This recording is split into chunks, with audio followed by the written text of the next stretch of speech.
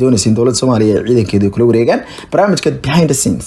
ee luqadda Englishka ku baxayaad ku ogaa doontaan iyaguna ay ku maqli doonaan inaguna ognahay warbixinahaas sidoo kale waxaa jira in aynu xiriir la sameeynay Amazon oo iyaguna jawaabo badan iyo su'aalo badan oo weydiin